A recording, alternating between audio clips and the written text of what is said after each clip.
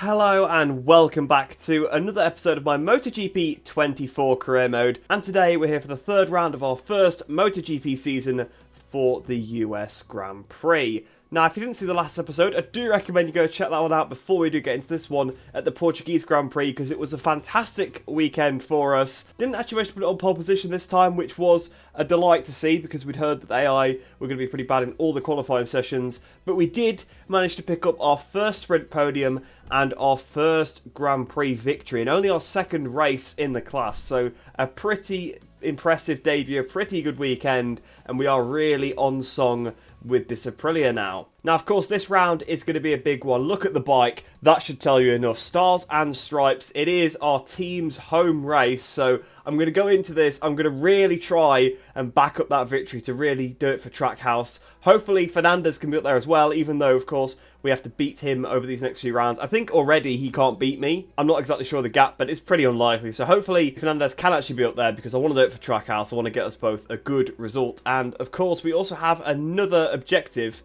which is to beat Bastianini in qualifying and race, apparently. So I thought it was going to be, to be honest, I thought it was going to be Martin, but that was the last race, wasn't it? Yeah, Bastianini is the rider to beat. So we actually beat him in qualifying, which is interesting, because I'm pretty sure it didn't work like that last year. But you can see, of course, Fernandez is the main target. But hopefully, like I said, we'll both be pretty competitive. So here we are then in qualifying, and as you can see, we are top of the practice session, going straight through into qualifying 2. Now, practice was a little bit weird. It was overcast, so I started off with the medium tyres. The bike was sliding everywhere, I had no grip at all. Swapped to the soft tyres at the end, so improved my lap time by a decent amount. Put myself 6/10 clear of the field, so I'm hoping that AI can react in this session, because if they're slow like they happened in the other qualifying sessions, then we probably will be on pole position again. Although in Portimao, I couldn't do what I did in practice in the qualifying, so you never know how it will pan out. But coming to Q1 then, we've got Jack Miller and Alex Marquez. That's both KTMs and both Grassinis, therefore, in this session. Unfortunately, no Raul Fernandez. Not really a shock, to be honest, to see that he's not got through to this session, but he's not going to be there backing us up, unfortunately, for our team's home race. But we'll have to try and bring the glory to Trackhouse instead. So I'm actually going to go with the softs again. Now, of course, it was cloudy in qualifying. Not qualifying, sorry, practice. So that obviously would have played a part in it. But it does seem like the soft tyres kind of overpowered in this game. From what I could tell, like in the last couple of live GP races, I've been using it. So it lasts a whole race, does the whole qualifying session, and it actually doesn't overheat as much as the medium, which is very strange. I don't know why, but it seems like, I guess it's kind of a reaction to the fact that the soft was like unusable in the last couple of games. But it did seem to be a lot better, although you can see straight away out the pits, the tyres are absolutely stone cold. So we are going to struggle to get them to temperature. Ahead of us looks like the two factory Ducatis, and I don't know if there's a Costa at the front of the train. Well, it won't be, definitely won't be Fernandez, Augusto Fernandez, but it looks like another red bike to me. Oh, wow, that was a massive corner cut to be looking at them. Actually, you know what? It may very well be Martin, because it might be the red of the red part of the Pramac. So, right, so here we go then. That's our first flying lap in qualifying. Hopefully we have got some decent pace, but you can see there's AI that are in front of us. Have gapped me on that outlap. Now, I'm fairly sure I was in the Tour 2s in practice, so that would be the goal, because of course that was cloudy conditions, which usually means a much slower lap time because of the lack of grip. So top, Bagnaia, 2:02.2, so yeah, the AI do mean business here up towards the line. 2:03.1 for myself, so 9 tenths off, actually it's Bastianini with a 2:02.2. So, unfortunately, we're a decent way off Bastianini. You can see the gap there in the bottom. Oh, okay, I was about to say in the bottom right is glitching out, but it's my direct delta. I thought it was just glitching out. That's actually really cool. That is really cool. We're 3 tenths down on them already after 2 corners, so that's crazy. Well, that lap wasn't very good at all. It was invalid and very slow. So, we're going to have to try to improve, because at the minute we're 11th place on the grid, which is going to be by far our worst position. We've not been off the front row yet, of course, in MotoGP. Although, of course, we've only had 2 rounds, but even still.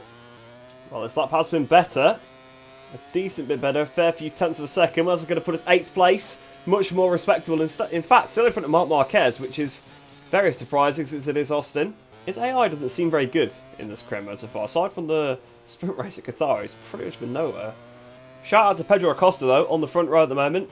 So it's going to be 3 red bikes at the front. I tell you what, it probably was Acosta then that was with them at the beginning of the session. I wasn't sure if it was Acosta or Martin at the time, of course, because I thought it might have been the red of the Pramac, but no, it's actually, I think it probably was Acosta then. He's up there with them on the times as well. Still so strange to see Alex outperforming Mark as well. Not sure what's going on with Mark's AI. But this lap needs to be good if we're going to get any higher up on the grid, I think. Okay, so that was actually a decent improvement there. Puts us up to 4th place on the grid. I'm surprised because it wasn't the best lap in the first half, but there we go then. A top Aprilia on the grid, and yes, Alesia's in this session then. He's P5. So then, at the end of qualifying, 4th place was where we stayed. Pretty good qualifying, to be honest. I really felt like I wasn't quite there with the AI, so to actually get that position is quite good. Unfortunately, Bastianini is on pole position, which means we've already failed the objective to beat him this weekend. A bit of a strange one. You don't tend to see it that you have to beat them in qualifying as well, but I guess that's what we have got in this occasion. So Bastianini then on pole, Bagnaia 2nd, Acosta doing really well in 3rd. It's the first time we've really seen Acosta take a step up, because I've not really seen anything of him so far this season, so I guess our little rookie battle can finally start at this round then. Aleix behind us in 5th place, Martin 6th, Vinales 7th, the Marquez brothers 8th and 9th, and then Jack Miller rounding out the top 10. So, yeah, very close grid, to be honest, considering we've got such a long lap. So it's going to be a really tense sprint, and actually a very rapid one, because it's literally only 5 laps. So I know, obviously, in terms of distance, it's probably going to be similar to the other ones, but 5 laps is not a lot of time, so it will be pretty interesting. So without any further ado then, let's get into the sprint, and I'll see you down on the grid. So here we are then, down on the grid for the sprint. And as you can see, we've actually got cloudy conditions, very similar to what we had in free practice. So tyre temperature will be a bit of a problem here. I mean, to be honest, I've been struggling with it a little bit all weekend. Even on the softs in that qualifying session, the tyre, I struggled to get the right answer of the tyre right up to temperature. So yeah, it does seem like here, for some reason, the right answer of the tyre is not really being... Well, I was about to say for some reason. Obviously, we very much know it's an anti-clockwise circuit. It's very famous for being so, as that's why Marc Marquez always goes so well here. But yeah, it really does seem like the actual right hand side of the tyre is going to be tricky, even with an asymmetric.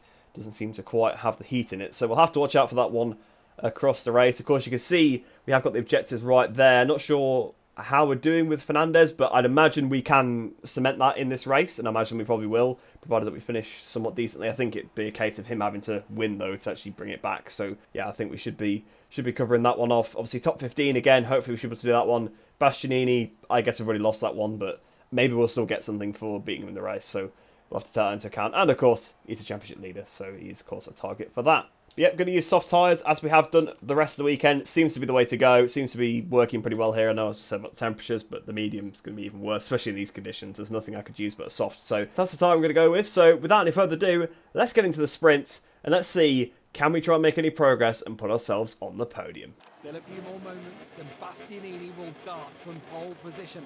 Everything's ready for a great race. So then Bastianini on pole position. I'm just hoping that I get a better start than I did in Portimao, because our Portimao starts were pretty poor. But here we are then, the lights are on, waiting for them to go here for the Americas Grand Prix. Holding for quite a while, as always. Lights out, away we go. Again, the initial jump's not been the best. Alecia's jumped us, so is Vinales and Martin down towards turn 1. And Marc Marquez being aggressive on the inside, and we're aggressive down towards turn 1. We're just going to chuck it in there. The tyre's so cold. There's Marc Marquez on the inside, so as I was saying, he's nowhere in qualifying. He's already had a pretty decent start up into 5th position, but Acosta also has got a great start up to 2nd place, but Bastianini already out front and trying to check out, as he has done quite a few times this season. Don't know why his AI in particular is so good in this game, but really just seems to be, you can see the tyres are just super cold in this one. Bagnaia being pretty aggressive there with Acosta, wants to try and find his way through it. Meanwhile, we're almost hitting Bagnaia at the back because he compromised himself a little bit there by obviously trying to line up Pedro Acosta. Vinales, meanwhile, is back past Marc Marquez, so we've got to watch out for him because we know Maverick has been very aggressive with us so far this season and has been right up there with us in pretty much every race, aside from obviously the Portimao main race where he had the unfortunate crash near the beginning, and we've made a big mistake there onto the green. Fortunately, no child missed warning, but we did lose a lot of time, so I'm not surprised. Where is Vinales? I can see him, he's on the right-hand side, just saw his wheel come into frame very briefly.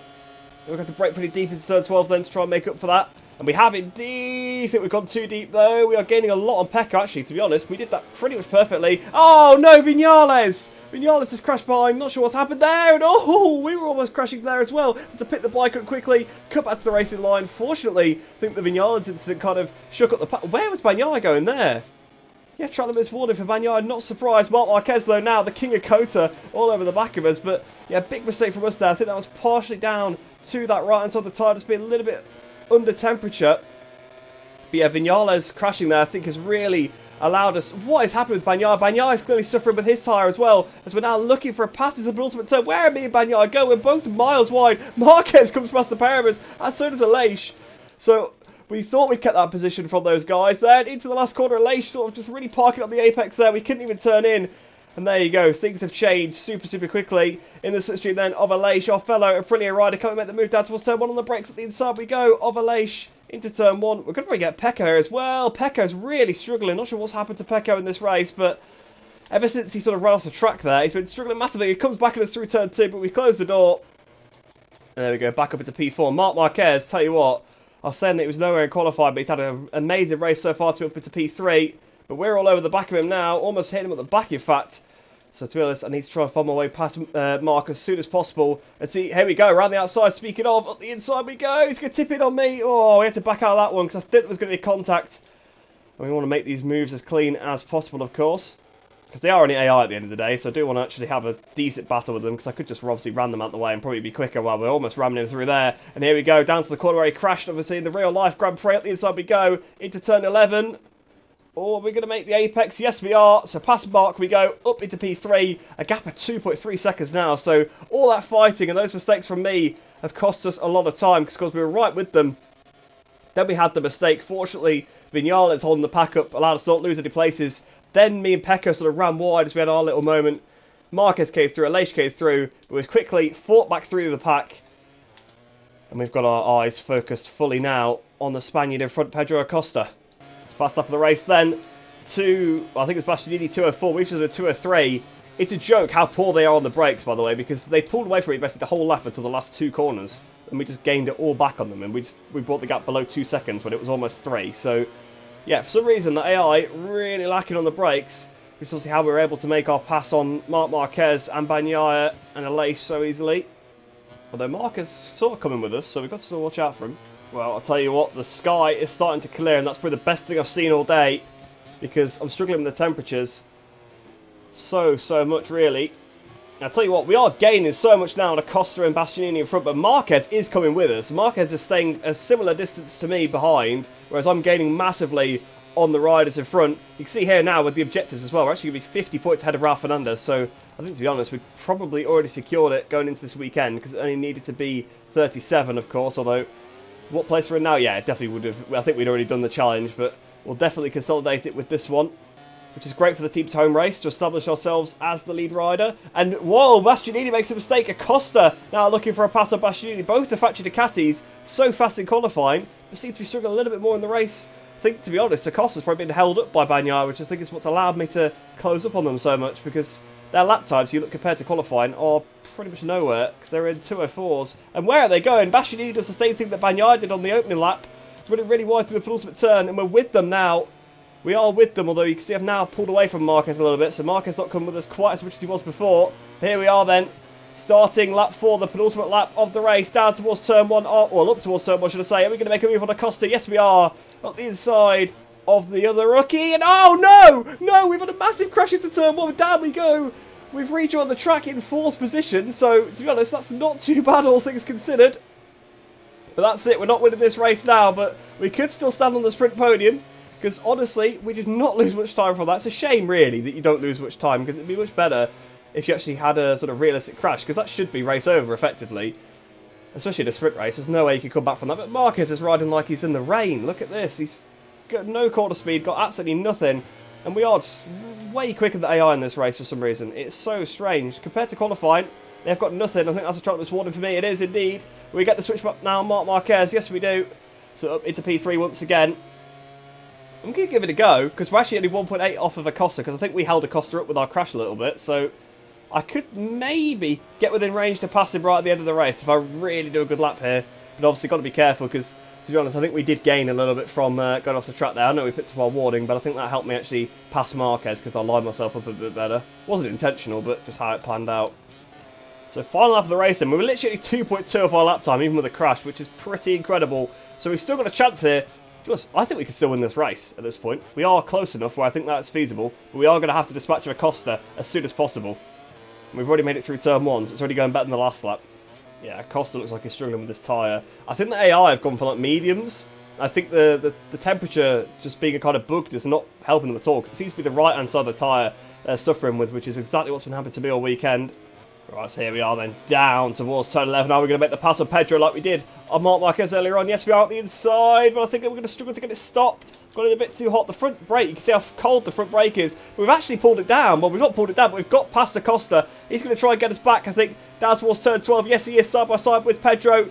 But I'm going to try to outbrake him on the outside because I know I can. And we've been doing it all race. In fact, we've just got to drag back past him on the straight and into turn 12. Then the bike is not pulling down at all. The bike is just not wanting to stop into turn 12. Massive mistake. So unfortunately, I think we have definitely lost a chance of winning the race now. But I think we can maybe still beat Acosta if things go our way. But tell you what, we should not be in this position considering all the mistakes we've had in this race. We've been off track probably several times. We've had a crash as well. So the fact that we're even in this position kind of is showing that AI in this sprint race have been weirdly weak. Because it's not like they were miles quicker than me in qualifying and they've reacted to that. I was only a couple of tenths off them. And I was miles quicker than them in practice. So far, really, they've not been that balanced this weekend, aside from qualifying, actually. And Acosta goes wide through the penultimate turn. Are we going to be close enough to make a difference? Down towards the last corner. Can we send him to the inside of Pedro? We're going to go for it. Into the last turn on the inside of Pedro Acosta. Are we going to get it? Yes, we are. So on towards the line then. P2 in the sprint with a crash. What a result. It wasn't like my pace was sensational by any means. You can see all the AI in the 204s, 203s just didn't have the pace in this one. It was a good pace. It was an okay pace, especially compared to qualifying, but we're on the same compound of tyres. It's a sprint race, so really the pace should be similar. I know it was cloudy, but again, I did a 202 in practice in the cloudy conditions. I probably would have got a 202 to be honest if I hadn't had the big mistake at the end of turn 12, but to be honest, I was kind of trying to outbrake Acosta and pull away from him, but I was trying to catch Bastianini. And obviously if I hadn't done that, I probably would have beat Bastianini, so it is what it is. But a last corner pass for a spot on the sprint podium, you can't ask for much more than that. So a pretty good sprint race there. So without any further ado then, let's get into the main race and hope it is another cracker. Okay, I've just heard Gavin Emmett say that the AI are opting for hard front tyres. That could be very interesting for us because, again, soft is going to be the clear choice because the tyre temps have just been ridiculously low all weekend. I mean, you could see in the sprint how many moments I was having. And usually, if I was having moments due to tyre temperature, because the tyre temperature was too high, but it was too low. I can't get a soft enough tyre. It's the opposite scenario to what I usually have. But either way, I'm going to go with the soft tyres. Like I said, it's the only option for me. I can't really use anything else. We did notice that the AI were definitely struggling with their tyre temperatures in the sprint. Won't be as bad in these conditions, admittedly, because it is sunny. But again, I just don't think a hard's going to work. I mean, maybe the medium tyre's a little bit bugged. Maybe the hard will be better than the medium, but I remember that at Qatar and it just didn't work at all. So then, obviously we've got the 3 objectives on the side of the screen. Not going to worry about Fernandez at all. Top 15, really don't have to worry about that, to be honest, because the race was a scope out. It's a 10-lap race, so it's quite long here at Austin. And then obviously Bastianini, I think we probably would have lost to it. But really, we're going to try and beat Bastianini just purely for the fact that he is our championship rival. So let's get this main race underway then and try and get a top step for the American team. Still a few more moments and Bastianini will dart from pole position. Everything's ready for a great race. So then Bastianini on pole. He's going to try and escape like he did in the previous one. Although, to be fair, we definitely had the pace. We'll have to watch out for Acosta as well because he was very, very fast in the sprint. But here we are then. The lights are on. Waiting for them to cut here for the proper Grand Prix now. Lights out. Away we go. And again, a pretty poor start from myself. So we've already been passed by the same riders pretty much down towards turn 1. Marquez not having as good a start, but on the inside we go. Oh, we're way out of control. Way out of control. There's contact with Pedro Acosta on the entry to the corner there. And somehow we've actually come out in a decent position, 6th place. But Acosta actually leads now. So even though I had a little bit of contact with Pedro, Pedro leads the race. We've been held up a little bit there by Bagnaia. Again, Bagnaia having a terrible, terrible launch, really. Well, not a terrible launch, but a terrible start to the race. Not a very good first lap. We passed Martin like he's standing still. Next up then is Bagnaia. We're going to try and ride around the outside of him, but we just can't quite do it, unfortunately. We had a look, but just not on. Alecia's had a really, really good one. Not sure what's happened to Maverick. I don't know whether me diving it in there caused a few issues with the AI, and oh, the front's gone in the middle of the pack. We've been hit by Martin, we've been hit by a few other bikes as well. The bike's been toppled over, it's still flipping around, and that was a really, really weird crash. I don't know if we touched the curb, but what a poor weekend it's been for our team's home race. I know the result in the sprint was good, but that's 2 crashes this weekend, a crash in both races, not a good look at all, and it looks like we're probably going to lose some more points to Bastianini in the championship. But I tell you what, this is the kind of race that's usually the most fun. We've got to do a comeback. First time we've got to do a proper comeback here on MotoGP 24. I know we had to do it in Moto3 a couple of times, we've never had to overtake this many people. Who's that on the inside? Is that Raul trying to pass a few people? I think it is. And look at that, almost hitting Mira at the back there. But yeah, we're actually part of the Honda Cup today, which has not been something we've had to do so far. So around the outside then we go of Joan Mir. That's one rider dispatched of already. Oh, had to pick up a little bit to avoid Joan. He might get us back then through turn 15 because that doesn't look like it. We're going to go around the outside of Nakagami. Are we going to be able to do it? We might have to get the inside of him. The Hondas are just so slow in comparison to me. So there we go, past Nakagami, up into P20 then. So next up is Luca Marini, and then it's literally only Zarco ahead of us of the Hondas. You can see Rins there as well. So it is just the... Yeah, actually there's Fabio Quartararo ahead of Zarco. So literally it's the Japanese Cup here at the back that we are currently a part of. And the imposter from Noir late. But at the inside we go then. Whoa, there's definitely going to be contact. We've just punted Rins out the way. Surely that's going to be a long lap penalty. Apparently not. Don't even think that's been a warning. So again, it seems like when I've pulled slightly over the top moves, I'm getting away with them. I mean, to be honest, I just got that wrong. I wasn't even trying to pass Rins. And there's a crash in front. Who's that down? Alex Marquez down. So that promotes us up to 17th then. Next up then Zarco, and then it's Fabio Quartararo for points. Can we try and go around the outside? Can we do the Zarco to Zarco? Obviously what he did famously to Rossi back in 17, but we actually got the move done plenty before the corner, so no contact on this occasion. No one cutting the corners. No 0.5 of a second penalty or whatever it was awarded to Valentino on that day. Very strange one back then. But there we go then, up into P16 then. Next up, Quartararo for points. Then it is Augusto Fernandez on the gas bike. Then Morbidelli. Well, I was about to say doing pretty well, but actually he's in 13th on a factory Ducati, so yeah, not really. That's actually probably about realistic. It's the most realistic position I've seen him in the career so far, I would say. This is probably the most realistic position I've seen Quartararo in a career for a while as well. Here we are then, trying to get the switch back on Fabio. Not quite able to do it. Really, we should be able to just blast him here because he's on the Yamaha. But it seems like the one thing the Yamaha has got so far in the hands of the AI is decent straight line speed. But can we pass it down towards turn 12? Yes, we can. Actually, it's going to be a triple overtake as we come over from Morbidelli. Wow, the rear was really skipping there. There's a crash there for Bezzecchi, I think that was. So the AI losing the front end. I guess that must have been what happened to... Obviously, Viñales. Wow, look at that. Morbidelli just chucks his bike at us. But I did tell you, if they put the hard on the front, it will be interesting. I thought they'd probably start losing the front if they're on the hard tyre. And I think that could very well be what's happening so far. But even still then, we've kind of made an overtake under yellow flags. Morbidelli kind of served it us back. So that's put us back down to 13th place. Although, that's just kept us in 13th, I guess, because we passed Bezzecchi and lost a place to Morbidelli. We were looking at the inside of that penultimate turn, but... I think we're just going to have to sit tight for now. Morbidelli does seem to have a bit more pace. But he's on the Ducati, so yeah, a bit more pace than those guys who were just overtaking the Hondas and the Yamahas. So another crash behind Nakagami. Is now out of the race as well. So, like I said, I think they are. If they're on the hard front tyre, they are going to just start losing the front and crashing. Tell you what, Raul Fernandez is probably about his best place all season, top 10.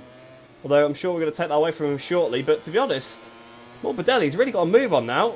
Fast up for the race there. 204.5 for Viñales. So the AI does seem like their race pace is similar to what we've got in the sprint, or what we had in the sprint, should I say. My pace is just really bad at the moment, 205.2, but obviously I'm being pretty badly held up at the moment in this pack, so we need to try and carve our way through and try and make our way back. Okay, so finally then we've got the run on Morbidelli down towards turn 11, and we're going to finally pass him about a lap later. We've been held up by him so much. That's the yellow flag zone, actually, as we go in there. And who's that down? It's Bagnaia. By the looks of it, down on the ground there. So we pick up a place on Bagnaia. In fact, Bagnaia's out of the race, so Bagnaia's out. That's massive. It's another retirement, another poor weekend for Pecco Bagnaia, whilst his teammate is on course to score 20 points. His championship is pretty much over already. Because, I mean, you have no points at all at Qatar. Another no score here. Portimao looked like it was a bit of a redemption for him, but... Oh, Morbidelli's out down as well, so I say that. No contact, by the way, there. He did just completely lose the front. I mean, you will have seen that, because obviously we weren't even anywhere near him, but just to be clear. But the AI dropping like flies here. It is a very strange race at the moment. To be honest, I do need to start trying to get a move on now, because we're coming towards lap 4, so we're getting almost... You know, if that's three laps complete, that's the third race distance, pretty much, so... We can't let the AI get much further away because we're 8 seconds. I don't think we're going to win this race anymore. I thought starting the race that we were going to be able to do it. And I thought, to be honest, a little bit with our comeback we might be able to. But it just seems like we haven't got enough of a delta. But here we are then down towards turn 1. Are we going to pass Digi Antonio at the inside? Yes, we are. And here we are into turn 1. Oh, a bit of a moment there. We're behind our teammate for the first time this season. So the two KTMs scrapping ahead. And then Marc Marquez ahead of them. And then there's a massive gulf. I think that's up to the lead pack then. So... we can get our head down once we pass these 4 guys in front of us. we'll have to see what we can do. Vinales trying to... What was that from Jack Miller? He's just completely straight lined that corner. That was so bizarre. So bizarre. I imagine that's what Vinales has probably just done in front, but the AI seem a little bit broken at this circuit. They seemed really good in qualifying, but they've just seemed really bad in every other session, which is just a bit bizarre. But to be honest, I think we've just been lucky that I've had some weird things before me. I think, to be honest, it's the tyre temperatures. I think it's causing all these issues because the AI are going off the track because of it. We've had a crash or two because of it as well. Now towards turn 11, are we going to make the pass that these other our teammates go sort of tipping on us like he's not there? Whoa! He sort of went for a pass on Brad Binder at the same time, which made it pretty tricky. Obviously as well, he wants to assert some sort of authority on us. But down towards turn 12 there, we're just going to slipstream past him. Well, we're not even going to slipstream, just power past him. And there we go then, up into P9. Can we pass Binder as well? And we're probably going to have to let the break off at the inside of Miller. Double overtake on the KTMs. Yes, we have. Up into P7 then. Next up to Marc Marquez. Passed him a few times in the sprint. And you can see all of a sudden our lap times are looking much closer to what they were in the sprint, 9/10 underneath. But Binder actually comes back up the inside of us. So even though it was Miller that we passed second, Binder comes through, bashes us out the way, and demotes us back down to 8th place. So we're really getting caught in the jungle here. The riders scrapping pretty hard a bit further back. You can see how these gaps form in the races. Obviously in Portimao there's massive gaps between us leaders and everybody else. But this is why you just get caught up battling. Here we go, around the outside of Brad Binder, really struggling with this time by the looks of it, but he's gone pretty deep into that penultimate turn. In fact, massively deep. He's not even going to stay on the track, is he? No, he's not. So there we go then, up into P7. Next up then is Marc Marquez, and then that is then the leaders ahead of us, but it's a big, big gap, which we have apparently made up some time on, but it's still be just to see if we can actually reel them back in, because I think they'll speed up if I start catching them. But down towards turn 1 then, or up towards turn 1 once again. We're at the side of Marquez. Contact with Marquez. We ran massively wide. There's been so much contact in this episode. I apologise so much, but on that occasion, Marquez, I think, just sort of turned in like I wasn't there. He should have just picked the bike up because we got the position, but... Oh well, no harm, no foul. We both stayed on the bike. We didn't run off the track. No warning either. The game has been very lax with the warnings. All those under investigation. No, Jack Miller track limits again, that is. So, yep, Jack Miller cutting the corners again. There we go then, up into P6 now then. We've got a gap of 5.6 Maverick Vinales. I'm going to see if I can chip away at it. We've got about half the race to do it in. The pace is strong, and you can see we're already underneath now that we're ahead of the AI, so we'll have to see. We knew we could bridge the gap in the last race, in the sprint, and their pace does seem very similar again, although you can see Vinales actually in a 2:03, so a bit better than what they were doing in the sprint, because they were in the 2:04s, most of them. Okay, this will be the litmus test, because this will be a 2:02, 2:27, so miles quicker than anything we've done in any of the races so far. Not far from what we did in qualifying. Will the AI respond to that? The adaptive AI do, I think. I think they are supposed to, so we'll see. Have they got that kind of pace? Can they live with it?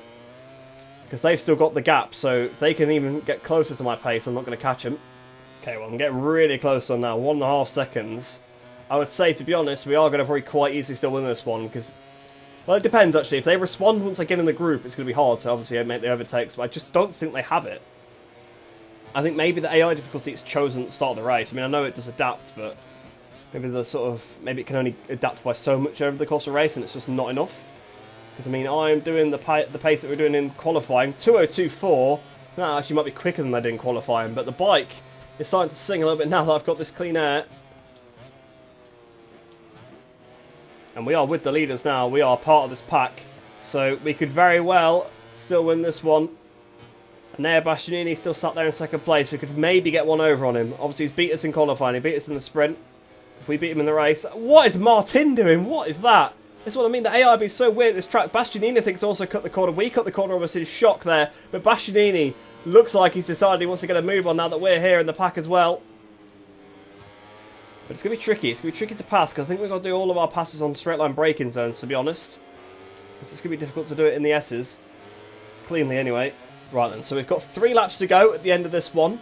That should be enough time. We didn't get a very good run out of turn 11, actually, which is a surprise, because usually we've been getting a pretty good run out there, so I must have made a small mistake. But here we are then, it's turn 12. The bike's stopping. I'm struggling to get it stopped for this corner. That is probably the one corner I'm struggling on the track. We are definitely in amongst them now. We're just got to wait, because they'll probably make a mistake. We've seen how many times they've gone wide for the penultimate turn. We saw how much we took out of Acosta in the final turn in the sprint race, so we know we've got plenty of time in hand on the brakes there, but it looks like Bastianini really is still looking to try and find our way past Acosta now. I think he almost has seen that we have joined the pack and wants to respond, because we obviously banged out 2 2-2s in a row. This lap obviously has been nowhere near it's difficult once you get behind them to do the same lines because they're holding me up in a lot of places. But here we are then through turn 19. They've all gone massively, massively wide. Actually, not too much to their detriment, but look at the inside we go. Martin, we're close up to Vinales. Oh, Martin's hit me. I've had to pick the bike up to not lose the front. Tell you what, this is getting pretty interesting now because maybe I didn't need to quite pick up as much, but I felt like the front was going to go, and obviously another crash would completely put us out of it this time. But we've just sat there for a lap and made no progress, which is exactly what Acosta and Bastianini in front need. The AI seems to be just cutting the corners further back because, again, there's more track limits warnings coming now. And I've picked one up. Well, I'm on 3 now, I think. Yeah, I've got to be careful. We're pretty close to a long lap. It's not been a clean race for myself either, but at the inside we go, Martin. Oh, no, no, no, no, no. How have we pulled that one down? These are the Martin and Vinales and Alicia Sparker. Obviously, we've not really got any of them because I had to sort of completely let off the brake to not hit them. But now, when the slipstream Alicia, can we try and get all 3 down towards turn 12? Yes, we can. It's like taking candy from a baby. We're up then into the podium spots once again. We've got 2 laps now. Try past Bastianini and Acosta. So the opposite way around to what they were in the previous race. And it does actually seem like they maybe have responded because you can see my lap time was pretty much on par there with what I did my best lap, but yeah, on the Delta. So it does seem like the AI maybe have actually got the pace now that I've got with them, but it's a little bit too little too late because they're making too many mistakes on track and it's going to allow me to get my way through, I think. As you see, we've already got a good gap over Alicia behind. I don't think they're quite on my pace still, but they're definitely not as far off it as they were because we caught them pretty easily. But here we go then, look at that, his tyre's so chewed up there, I could see it on the left hand side, which is strange because you would think the right hand side would be suffering more. But there we go then, Bastianini makes a mistake, on the inside we go. And into the last corner then, we've got the position up to second place. Now it's just myself versus Pedro, and we've got 2 laps to try and pass our fellow rookie. And up towards turn 1 shortly, we're going to try and go for it here. Remember what happened in the sprint though, we've got to be careful. And to be honest, no, we weren't close enough to pull it off on that occasion. Not going to do the same mistake I did in the sprint. Just going to sit behind him for now because it should be a safe spot. But yeah, of course, I was saying that I was surprised to see the left-hand side being worn, but it's the right-hand side that's struggling for temperature. But of course, the left-hand side is the tyre that's the side that takes the brunt of the wear. So actually, it's not a surprise to see the left-hand side chewed up. But it's been the right that obviously everyone's been struggling with so far. But maybe for the first time this weekend, the left-hand side has been a problem as well. But here we go, we're looking for a pass on Pedro Acosta. No, not quite able to do the Acosta pass on Acosta there into turn 7. But we've got plenty of opportunities, plenty of time. We've got a lap and a half to try and pass Pedro. And we are just miles quicker than him in some of these braking zones. So we should be able to do it. Obviously, remember what we did to him at the last corner. That's another track limits warning. We are 1 away from a long lap penalty now. We need to be careful. This has been such a scruffy race. It's been such a strange race as well. But that's the priority now then. I've just seen Alicia's now forced his way past Bastianini, and Bastianini gets back through, but they've dropped back a little bit now, so it is really a dogfight between myself and Pedro for the win here at the Americas GP. And here we got the inside into turn 12. We've got to make it clean. Pedro's turning in on me. Pedro's turning in on me.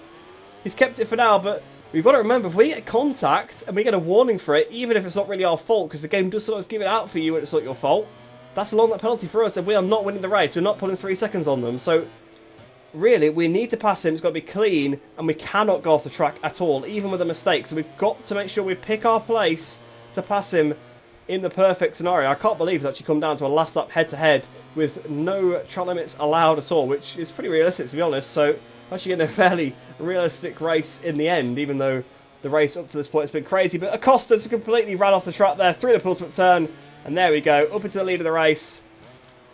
If we keep it clean now, just keep it between the white lines, keep a decent pace up, and we should have back-to-back Grand Prix wins in MotoGP. Tell you what, he actually wouldn't be far off winning even with the long lap penalty at this rate, because 2.4, and he's probably going to make the mistake into the penultimate turn again, which would give us even more time. 2.5, 2.6. No, it wouldn't quite be enough, but up towards the line, we are going to take back-to-back victories here in MotoGP and win the Americas Grand Prix. So there we go then, winning our team's home race, fastest lap by a decent way. You can see the AI simulated times further down the bottom, 201.6, 201.7, 201.8, 201.5. If they did those lap times in the race, we would have had a really, well, actually wouldn't have had a really good race because they'd have completely dropped me if that was the pace they were doing. But what a strange one. I think, to be honest, we got helped by Pedro being at the front of that because Pedro did not have the pace of the other guys.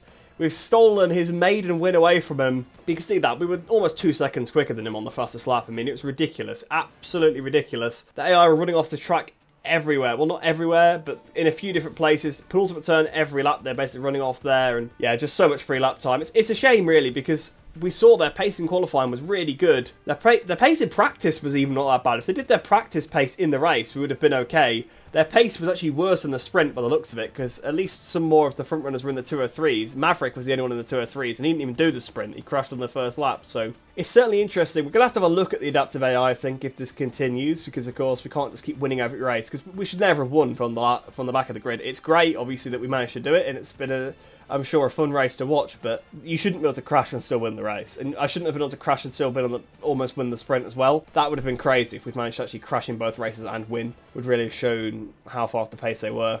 So in the championship standings then, you can see we're now 2 points behind Enea Bastianini, despite the fact he pretty much dominated us all weekend. Him finishing third in the main race, us finishing in first position, has really closed up that gap. And you can see the gap behind. Aleix Espargaro is in third place in the championship, 43 points back. Martin's also tied with him really there, 43 back. Then it's Maverick 48 back, Marc Marquez 51 back, Acosta 53 back, Bagnaia now 56 points back after another crash, another retirement for Bagnaia. But yeah, it's crazy. I don't know why Bastianini's so good. I don't know why me and him are so far in front of the rest of AI, or, well, to be honest, I think we're basically the only AI that's scored decently across every race so far, to be honest. As for the Teams Championship then, of course, Ducati Lenovo continue to lead because we're not really being backed up by our teammate at all. 19 points ahead of us then.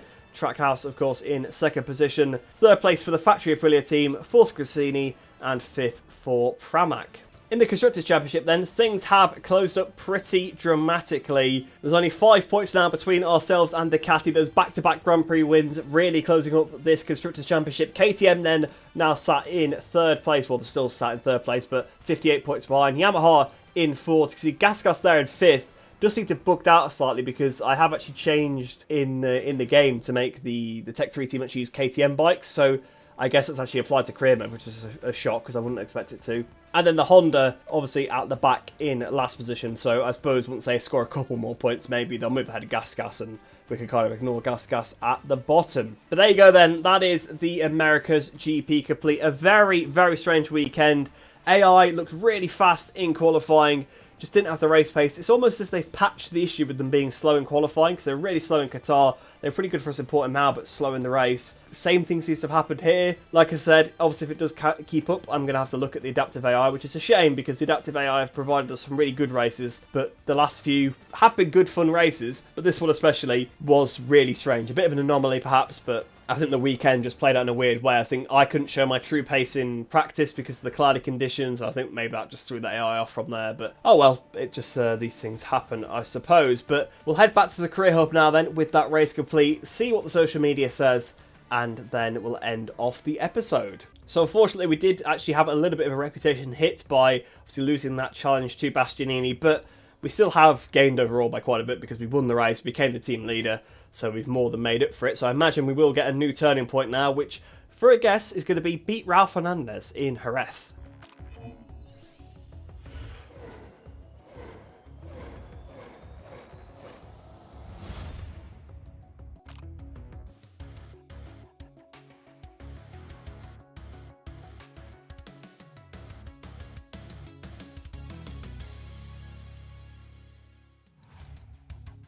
So the Trackhouse Racing MotoGP managers seem convinced. Good performance once again, and Biker will become the team leader. So, yeah, exactly as I expected. Obviously exactly the same as last year's game.